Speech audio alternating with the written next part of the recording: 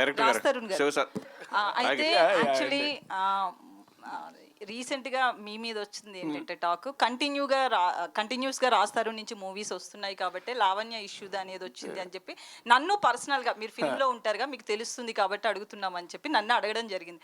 దీని మీద ఒక క్లారిటీ కావాలని ఇద్దరు కాంట్రవర్సీ చేసి ఇలా చేశారా లేకపోతే ప్రమోషన్స్లో భాగమా ఏంటి అసలు?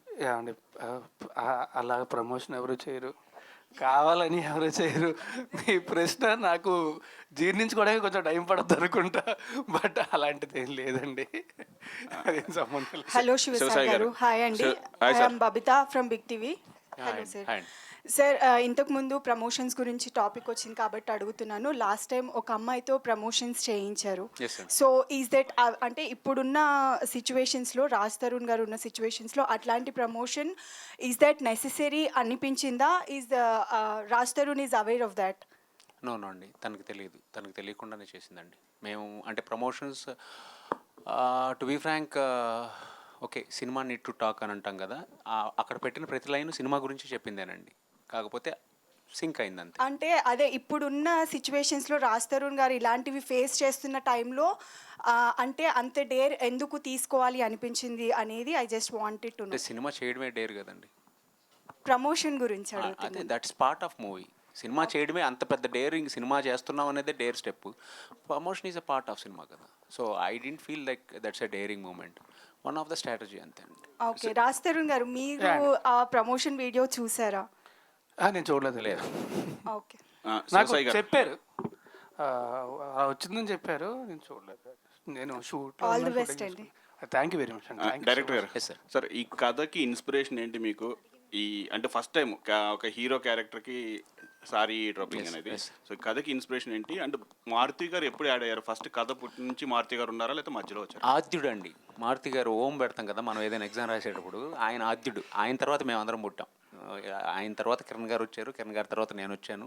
సో మారుతి గారు కిరణ్ గారు ఒక సినిమా చేద్దాం అని అనుకున్నప్పుడు లైన్ ఈజ్ ఫ్రమ్ మారుతి గారే సార్. ఒక లైన్ ఇలా అనుకుంటున్నాను అన్నప్పుడు నేను దాన్ని అంటే I can't make loud comedy like ఉంటుంది కదా, డిఫరెన్స్ ఉంటుంది కదా. నేనేంటంటే ఒక సెటిల్డ్గా సెన్సిబుల్ కామెడీస్. సో అప్పుడు నేను మొత్తం రాసుకొని వెళ్తే సార్కి బాగా ఇంప్రెస్ అయ్యి బాగుంది అన్నప్పుడు నేను శారీ డ్రేపింగ్ అనేది అనుకుంటున్నాను సార్ అంటే he immediately accepted. Like character yj sari draping తీసుకున్నామండి. ఆ క్యారెక్టర్కి హీ నీడ్స్ టు బీ, ఇందాక చెప్పినట్టు ఒక ఆడాళ్ళ చుట్టూ ఉండాలి కానీ హీ షుడ్ నాట్ బి అంటే ఏ ఉన్నప్పుడు శారీ డ్రేపింగ్ అనుకున్నామండి.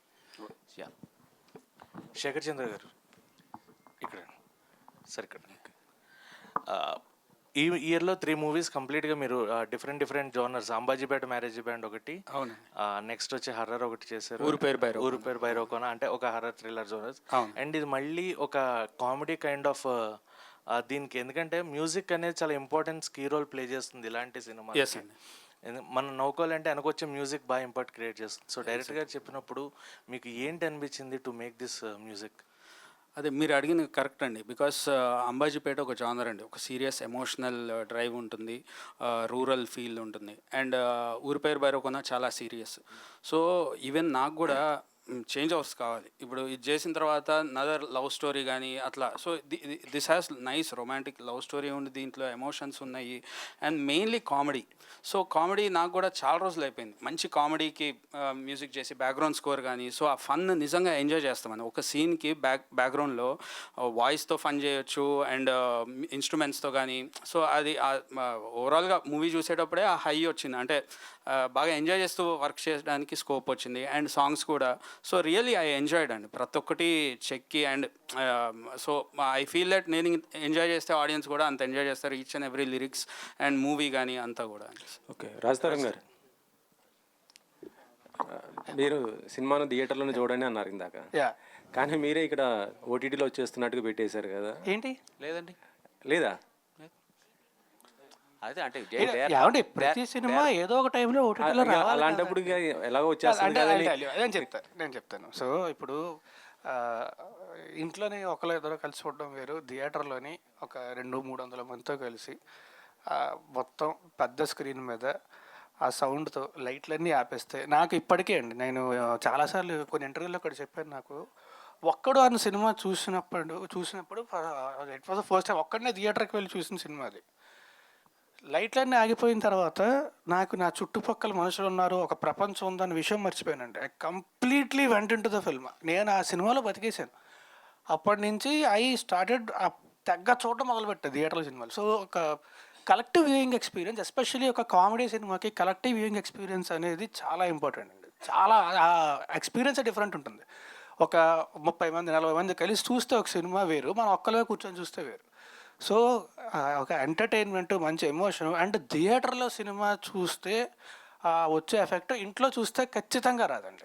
మీ ఒక సినిమాతో పాటు దానికి ముందు తమిళ హీరో విజయ్ గారిది ది గోట్ వస్తుంది, చాలా సినిమాలు తెలుగు సినిమాలు వస్తున్నాయి. వీటికంటే ముందు పవన్ కళ్యాణ్ గారి బర్త్డే సెకండ్ను ఉంది, వాళ్ళు వరుసగా వేస్తున్నారు సినిమాలు. మీకు ఎఫెక్ట్ పడదా ఈ సినిమా పైన? ఒక్కటి చెప్తానండి, మనం చాలాసార్లు కూడా పండగకి, సంక్రాంతి పండగకి మనకి 4 సినిమాలు రిలీజ్ అవుతాయి, 5 సినిమాలు రిలీజ్ అవుతాయి. సినిమా బాగుంటే ఖచ్చితంగా థియేటర్కి వెళ్ళి అందరూ చూస్తారండి. అండ్ నాకు సినిమా నేను ప్రేమిస్తానని చెప్పను, సినిమా నాకు ప్రాణం. అండ్ ప్రతి సినిమా బాగా ఆడాలండి, ప్రతి సినిమా బాగా ఆడాలి. అప్పుడే ఇండస్ట్రీ బాగుంటుంది, చూసిన జనాలు ఆనందపడతారు, ఇంకా మంచి మంచి సినిమాలు వస్తాయి. సో ప్రతి సినిమా ఆడాలి అండ్ బాగుంటే చూస్తారండి ఖచ్చితంగా. ఒకవేళ సినిమా నచ్చకపోతే, బాగాలేదు అంటే చూడదు, బాగుంటే ఖచ్చితంగా చూస్తారండి.